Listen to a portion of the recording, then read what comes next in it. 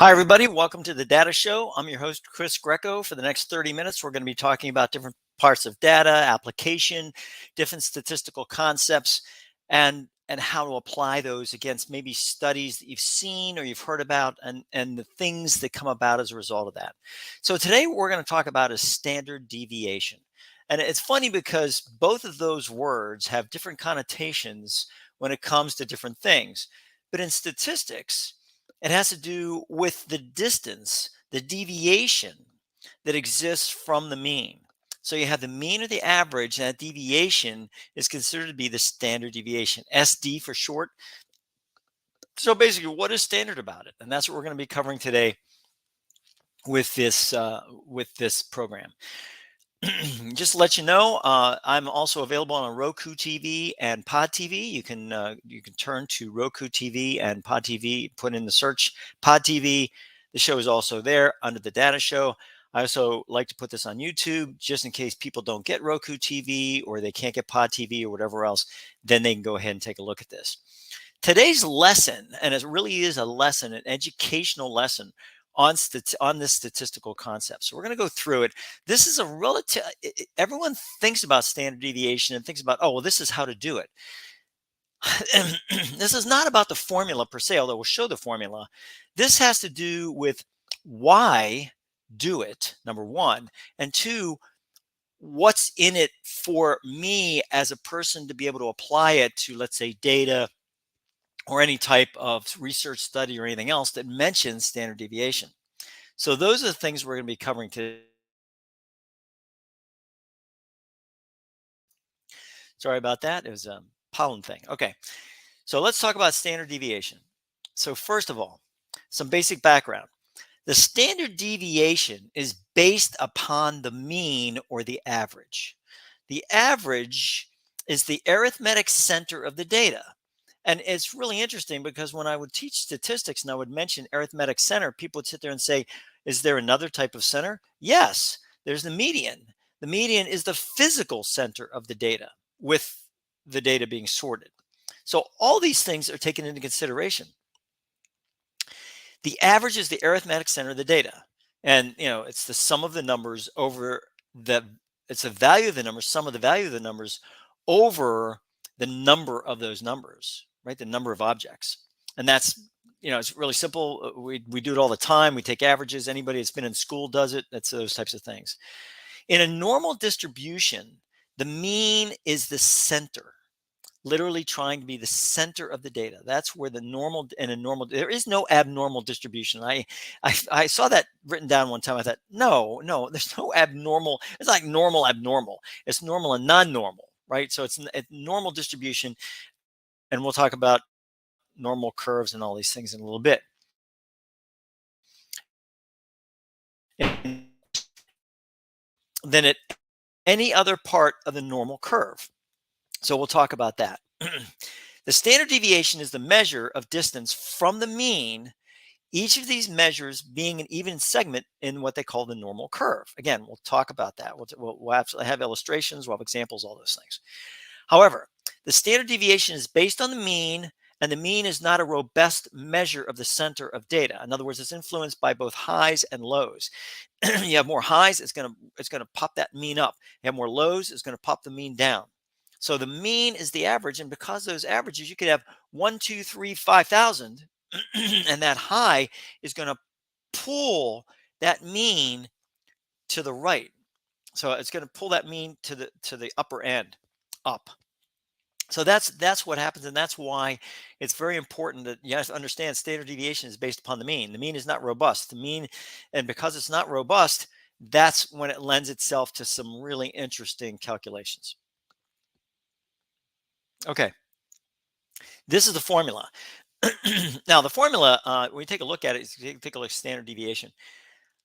It has S here. Now, the problem is that we have S, so standard deviation. Standard deviation is equal to the sum of X minus the mean squared over N. Now, if it's a population, you're going to see this N here. If it's a sample, you're going to see an N minus 1. Now, what's the difference between those two? The difference is that n minus 1 is what they call a degree of freedom. And it's interesting to note that a lot of people, when I mention degrees of freedom, they kind of they close up. They don't understand what that means. But yet when I talk to them about Kevin Bacon and the 6 degrees to Kevin Bacon, they get that right away. And I said degrees of freedom are the same thing.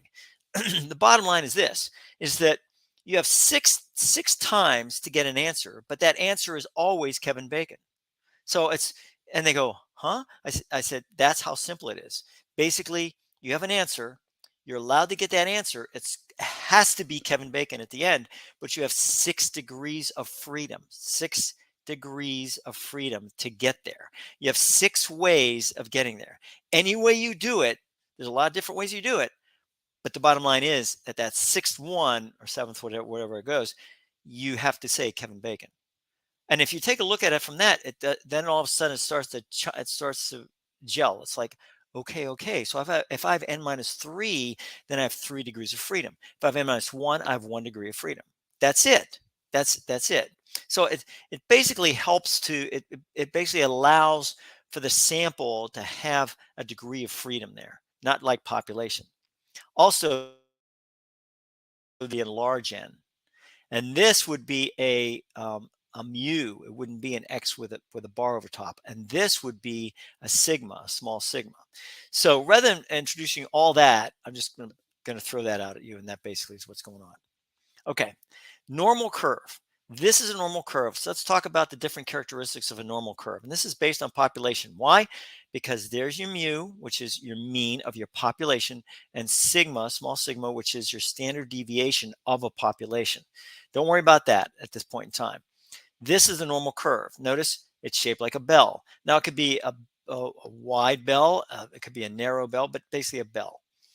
It's symmetrical, which means one side, if you turned it over, it would match this side. That's symmetrical.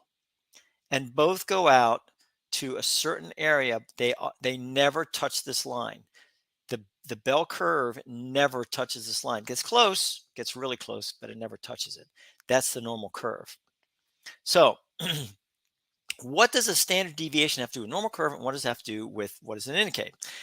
The standard deviation, or SD, as you'll see it in these studies, indicates what the probability of something happening based on the distance from the mean, the deviation from the mean.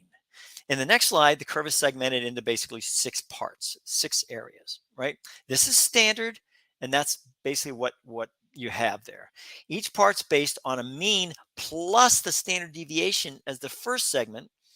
The mean is the center. It's basically the center of the curve. Then as you start moving out, it's mean plus 1 standard deviation, mean plus 2 standard deviation, mean plus 3 standard deviation.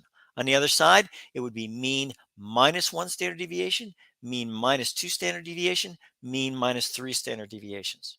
Okay, so that's it. So once you know standard deviation and mean, you can figure out your curve for that data. So what this does is it presents values that would have a lesser probability of existence as the curve goes left to right, right? As it goes left to right, you have the probability well, left to right and then right to left on the other side. So basically, from 0 this way, less and less and less probability, and then basically from this way to this way, less and less and less probability. So the curve goes out to either side. I know this is a quick explanation. I only have 30 minutes. Sorry. Here you have a normal curve. Now, Chris, you just talked about normal curve, but you talked about standard. Okay, we're going to talk about standard normal curve in a second here, but let's talk about normal curves, right? Normal curves. Normal curves, again, bell-shaped, whatever it is. You notice it has, there we go, 6 segments. 1, 2, 3, 1, 2, 3. The mean of the data, in this case population, is here. You have a mean plus 1 standard deviation, mean plus 2 standard deviations, mean plus 3 standard deviations. Same here, mean minus 1 standard deviation, mean minus 2 standard deviations, and mean minus 3 standard deviations on the left-hand side. So this is called a normal curve.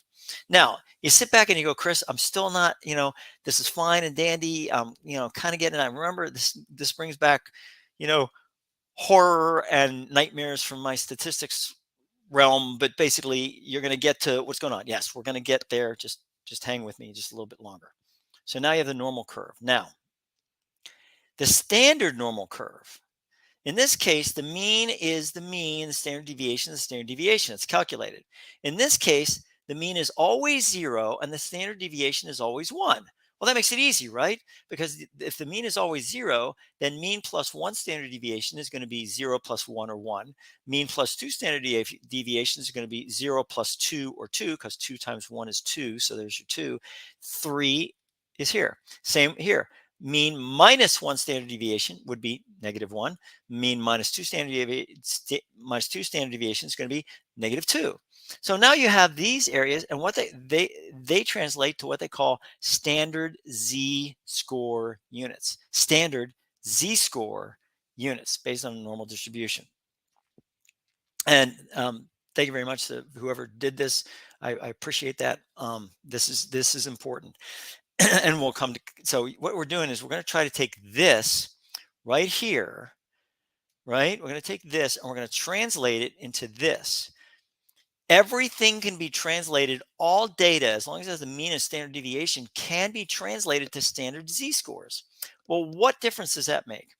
So what is a standard and standard deviation? The standard is called what they call a z-score.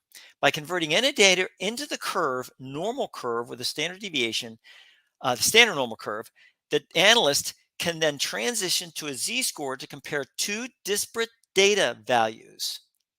And people sit there and go, really? I said, yeah. An example would be taking the heights of men or women ages 40 to 49, comparing them to the heights of men or women 60 to 69 using the standard deviation and the z-score. So the z-score is calculated to take the percentage of that height minus the mean and divide that by the standard deviation. Yeah, I know it sounds, what the heck? But let's talk about this. So we're going to do an example in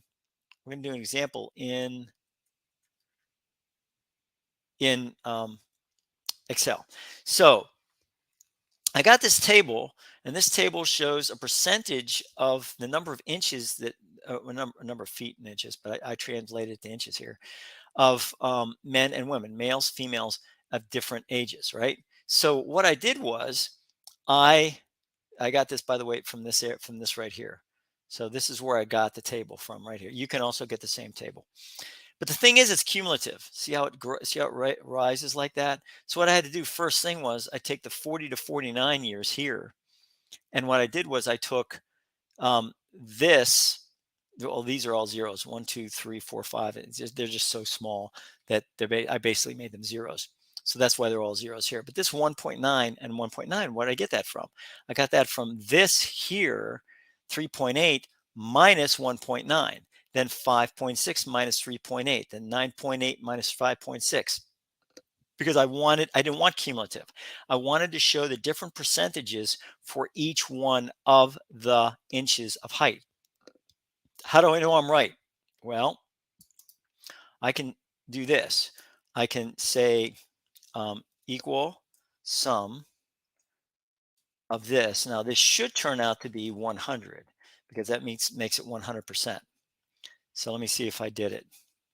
99.9, close enough. This is a rounding thing, okay? 99.9, there's a lot of rounding here. That may be hundredths, thousands, or even 10,000ths of decimal point in here with these percentages. So close enough. I'm in good shape. As long as it's equal to somewhere like 99.9, 100, then all these will add up to exactly what I want them. Now, here's what I have. Now I sit back and I go, okay, well, I want 60 to 69. So I take the 60 to 69, same thing. I had a cumulative. Instead, I took 1 minus the one before it, and I was able to get the actual percentages for each of those heights. I hate dealing in percentages, and here's the reason why. Percentage is actually a derivative of the raw number. By dealing in percentages, basically, and the way I explain to my students is you have the problem is that you don't have raw numbers. So it's kind of like taking remember Kool-Aid, where you had a powder and you had to put, or even Gatorade, whatever it is, and you pour the powder in the water. Well, if you keep adding more water and more water and more water, pretty soon all you have is like green water or red water, orange water, whatever the flavor is. And that's the same thing whenever you have a derivative of a percentage. Most of the time it turns out okay, but raw numbers are really what you want to work with when you work with data, because percentages is basically a probability of something happening. So, in other words, there's a 1.9% chance that a man age 40 to 49 will be um, 63 inches, right? Whereas there's a 10.9% chance that they will be 68 inches, and 10.1 they'll be 69 inches, and 14% that they will be 70 inches. So, all these things you take a look at and you go, well, that's really interesting, Chris, but how does this relate to standard deviation? Well, first of all, I took the standard deviation and the mean from each of these, and it was relatively easy. Matter of fact, you can see it right here, STDEV. Now, you took the sample because it's a sample, right? I could have done population. That's fine. Either one. In fact, I can change this from S to P and do it that way. So that, and then this way, if I do it under population, I have that N aspect there. 5.06. See, you're not going to see much of it. This is 5.29. Now let's see what P shows. 5.16. 5.94. P shows what? 5.79. So there's a slight difference there. So this mean and standard deviation is really important. And you can, again, get it there. And here's your mean. It's average. It's really funny. A lot of people think, I'm going to put equal mean in Excel. Well, guess what? You put equal mean, you don't get anything. It's equal average, because, and I don't know why, they never really made that transition to mean, but the average is what you use here. So anyways, this is what you have. And I even took the difference between males 40 to 49, 60 to 69, between and it's interesting. It really is interesting, because at 61 inches you have 0 at 40 to 49. Now you have zero point 0.4. So the difference is you actually had an increase of individuals, a percentage increase of individuals that are 61 inches, yet none here. Slight increase here at 63, slight increase here at 0.2, 1.6, 2.7. This is, again, these are older individuals, but you actually have more of a percentage. Then all of a sudden 67 happens and you get a negative. But 68 and 69 happens and you have an increase between 40, 49, 60 to 69. So I mean, and then you have not too many. Once you get to 70, then everything, minus 5% here, minus 0.2, minus 0.2. So once you get 70, 71, 70, at 73, you have like 1% more, between 40, 49, 60, 69. So I thought that was interesting. Female, and I did females too. Now, what does all this mean? Well, basically, what I'm doing is I'm going to try to do a standard deviation based on the z-score. Here's your z-score here. Now, basically, what I have is I have mean, standard deviation, and what I did was I took the x, it's called a random variable, but basically a random variable is that variable which you pick from the data. That's why it's called random. It's not really like a random, like you get it out of a hat. You can, but basically a random variable is that variable which you are focusing on to try to standardize into the z-score. So that's, in this case, I put about 4%. So at 4% for female 60 to 69, I have a z-score of negative 0.17282. But let's do something positive first, just so we can have it. There we go. We'll get to go do here. So we have 9. So we're going to compare 9 to 9 here. And here you have that at 9, you have a z-score of 0.69 here, and you have a z-score of 0.82 here. Well, what does that mean? What exactly does that mean? Well, that means that if you're taking a look at this, that there are approximately about 32% more, 32% people of 32% of the people, 9%, wherever that may be, is going to be higher than than um, than that percentage. So in other words, there's more than 9%, 32% of the time. Here, there's more than 9% at 28% of the time. So, in other words, of all these percentages, when you take a look at this percentage, you're taking a look at this 9, and 9 or greater, basically, you have about a 32%, 30, about a 31% chance, 31% chance of one of these figures being more than 9%. Same thing here. It's going to be 18% is going to be more than 9%. So that you're covering the percentage. It's not so much the height, it's the percentage. So that's where a lot of things kind of are weird about this whole thing. But that's basically what you're talking about. And the mean here is going to be 5. That's the mean of the percentages. The mean of the percentages. So basically, if you have a percentage of 14.2, right, which is going to be pretty high here, you're going to have 1.55. Now, let's take a look at this for a second. Your z-score is 1.55. Your z-score here is 1.79. Now, let's not worry about probability and everything. I probably confused you with that. But let's move into the actual scores. 1.55 versus 1.79.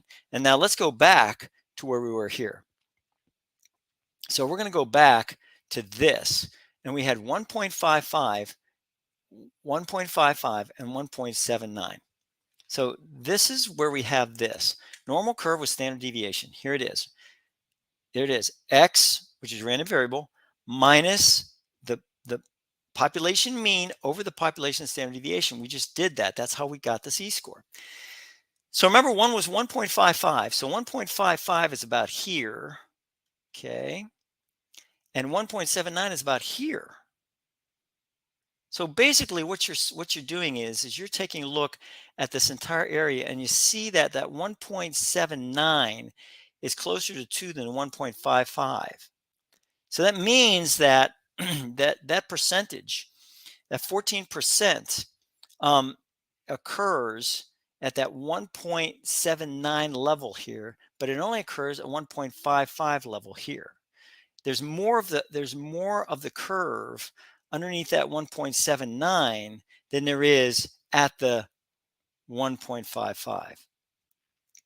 That means there are more.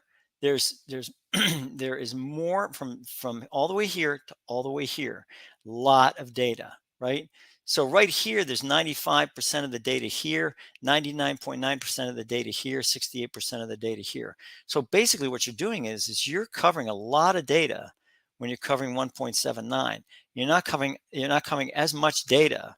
So there's not as many within that 14% as there is here for the 40 to 49. So that's what that means. Basically, you can compare that, and that helps you be able to understand exactly what's going on with the data. So 1.55, right? So that means less women are at that 14% than women 40 to 49. So that's what happens when you compare it. And interestingly enough, if you compare here at the male at 14%, there's at 1.88. So they're more than the women at 1.79. There's more curve at the 1.88 than there is at 1.79. So yeah, I mean, so that's basically what happens. And also I did this so that it's, these are very easily done. And I show this in another YouTube video. So it's not so much percentage that's shown here under the z-score. It's the amount of curve that you have within from all the way to the left-hand side to that z-score. That's the important part. Then the amount of curve that's in there, and that's how you can take it and compare, different bits of data rather than just trying to compare them. You'd compare them using the standard normal curve, and that'll help you. So why all this being done? Well, there's a study that was done that was basically looking for Flynn effects in a recent online U.S. adult sample, examining shifts within a SAPAS project, but basically it's IQ. And the IQ thing, when they talk about it, and I'm just going to roll down here to the actual data. It's a good study, folks. But here's what we have. This is when they talk about slope, they talk about standard deviation. So take a look at this standard deviation here. Look, I want you to take a look and see look how small this is. Look how small that standard deviation is. I mean, very, very small. Very, very, very small. They compare, so in other words, it's decreasing. And they really, really hammer on the fact that the standardized testing, the IQ aspects is decreasing in these different ages. In fact, all the ages are decreasing. But look at the amount it's decreasing: 0.012, 0.015, 0.024. And if you keep on going down here, you can see some of these graphs. And these graphs really, I mean, they're good. Don't get me wrong, study is good. The study it's well done. It had a lot of limitations in there. You have to read the limitations. We'll go through maybe a couple of them here. But this is when you go to the trends, this is where, and I talked about this in the last show about regression analysis, right? If you do straight line regression, basically everything looks bad. Oh my gosh. But look at what we're talking about. Between 1 and -1 in standard deviation. We just talked about this. 1 and -1 in standard deviations. 1 and 0, and then 0 and -1. So basically 2 standard deviations is what we're talking about here. So, and these are small: 2.4, 0.6, 0.8. So there's small differences, folks. They're small within that area. And I think that I think what happens is that we tend to take it more seriously, when we talk about these negative aspects, when in fact, realizing that this is a good visualization, you have to be careful about those visualizations. They will fool you.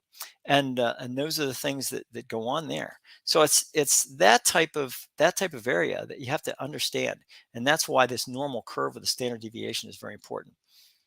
So how's it applied? We talked about this, the IQ scores.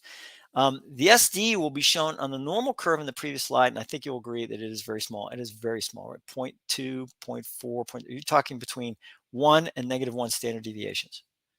That's it. I mean, not 3, it's just between these two areas. So it's very small. Visualizations and other illustrations, they can prove to be very influential in persuasion, but they can also be misleading. Not that the study tried to do that. They presented the data, they presented everything that they had there, but I think that that's pretty important to understand what the difference is and why those differences exist. And in all fairness, and really, it's, in all transparency, the data, it does talk about limitations. And the limitations were really, I mean, the measures, they did different measures, demographics, regression analyses using estimated birth year. I mean, a lot of the things they did here were really, really good. And they talk about this stuff, and then the different aspects. But they did also talk about limitations, and I will give you the actual I'll give you well, that ain't gonna work. So basically that I wanted to make sure and find these limitations because I think it's really important to understand. And here it is, limitations. So limitations here were really, I mean, they really talk about them very well. I mean, they talk about the fact that they were mostly female. 68% were females, in this whole thing. So it's in particular demographics of these subsamples are sometimes under or over sampled. They talk about they talk about different aspects: 60 years old, the age, I mean, and they did talk about in here the fact that they were mostly females. So I mean, that's just the quick and dirty on standard deviation. So hopefully, I'm probably going to hit this again on another show just to make sure that everybody understands what's going on. Sorry to make it so quick. It's only a 30-minute show. But standard deviation, a little bit about it, a little bit of how it's applied, and a study to kind of put that into effect there. So just remember that standard deviation is just one tool, one statistical tool that you can use. It is extremely important, and I will go into it in more detail in a future show. Whew. So for the data show, this is Chris Greco signing off until next time, when we will discuss data, we'll discuss statistical tools, statistical applications, and understand exactly what it is that we need to check with relation to data. Have a good day, folks.